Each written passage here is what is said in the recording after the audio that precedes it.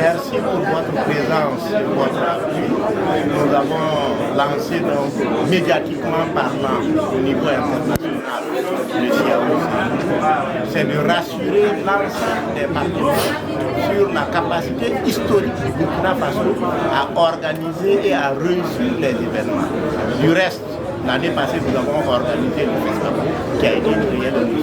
Ça montre que même dans le contexte sanitaire, sécuritaire, nous sommes en mesure de réussir les événements. Et pour le CIAO, c'est dire aussi que nous avons les artisans africains qui attendent peut-être 4 ans cette occasion en or qu'ils entendent saisir. Et donc, c'est mobiliser les acteurs internationaux, les acheteurs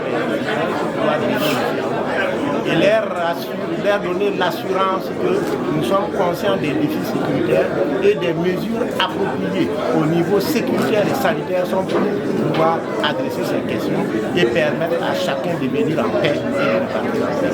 Mais aussi de dire qu'on a toujours le soutien actif de la Côte d'Ivoire.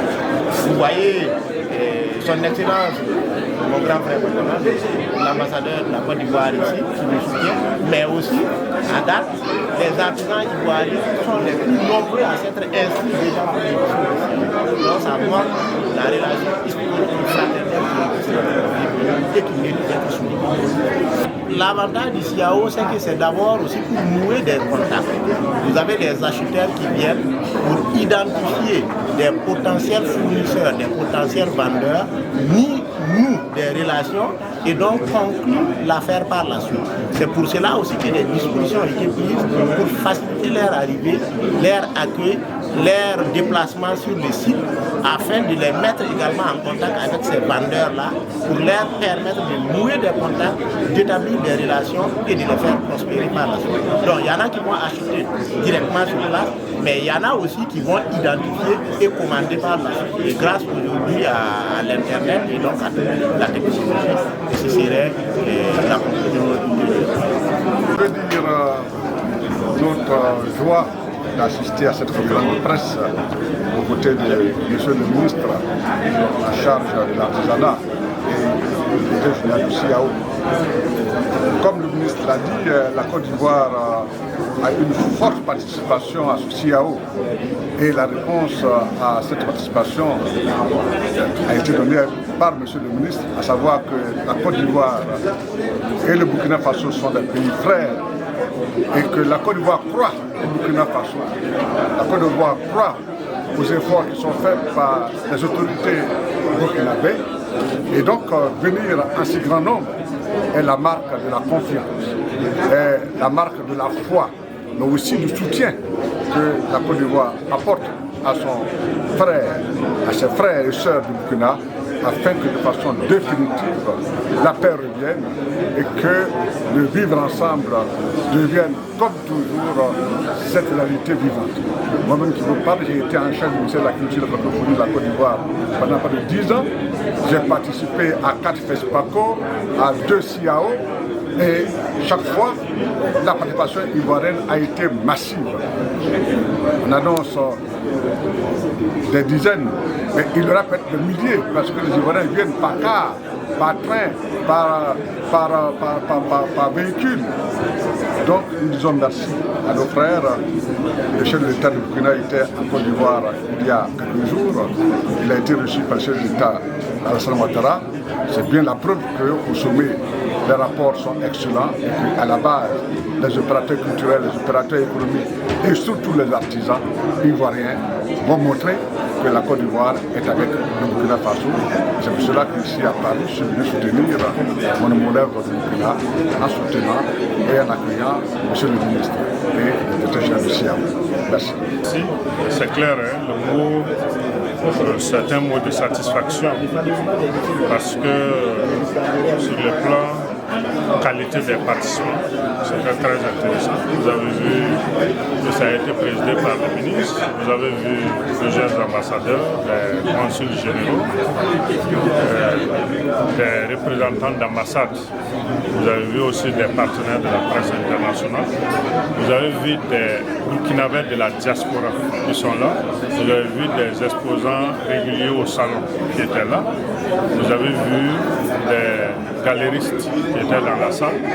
Vous avez vu vos homologues de la presse française qui étaient là. Donc pour nous, c'est un mot de satisfaction. Nous sommes très contents de cette cérémonie. Ensuite, ce qui est intéressant, c'est que des questions assez intéressantes qui montrent l'intérêt du public à ce salon-là nous ont amené à donner plus de précisions sur des aspects, à insister sur le fait que le Burkina Faso, comme d'habitude, a toujours réussi l'organisation des grands événements dans la sécurité et dans la protection des personnes sur le plan sanitaire. C'est clair, nous n'allons pas déroger à cette belle tradition. Et 2022, nous allons, du 28 octobre au 6 novembre 2022, accueillir les amis du Burkina Faso, les artisans talentueux, les acheteurs professionnels dans de bonnes conditions de sécurité. Et nous invitons tous à venir à ce centre. On a une série d'innovations, mais la plus grande, c'est celle qui consiste à faire en sorte que celui qui veut rentrer, visiter les produits artisanaux, faire des achats, aller à la gastronomie, découvrir ce pan de l'artisanat africain, la restauration, qu'il puisse, là où il se trouve dans la ville de Ouagadougou, acquérir son billet et venir rentrer de façon fluide.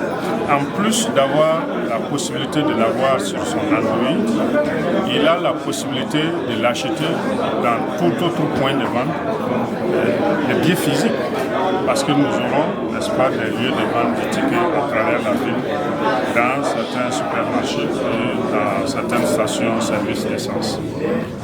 L'autre innovation qu'il convient de rappeler, vous aviez parlé de la plus importante, mais celle-là aussi elle est importante, c'est celle qui consiste à faire en sorte que, de façon organisée, les autorités du Burkina Faso, les ambassades qui sont accréditées au Burkina Faso, puissent venir de façon organisée visiter le CIAO, acheter les produits artisanaux et avoir une véritable explication d'une équipe qui sera commise à cette marché sur l'artisanat, ce que ça apporte à l'économie et montrer aux gens que c'est un secteur porteur et résilient de la population. C'est clair, ça va être bien.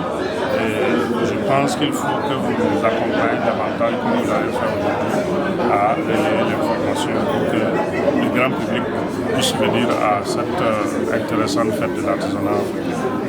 Ahmed Djibrila, créatrice de mode. Je suis ravie d'être à cette conférence de presse au sujet de la prochaine édition du CIAO. J'invite tous les créateurs et les créatrices de l'Occident à venir, à ne pas manquer ce rendez-vous incontournable, surtout aux acheteurs, de bien vouloir faire le déplacement pour nous, les créateurs, parce que nous avons des tas de choses à leur montrer et à leur présenter. Donc je compte sur eux. Je dis à bientôt à Ouagadougou.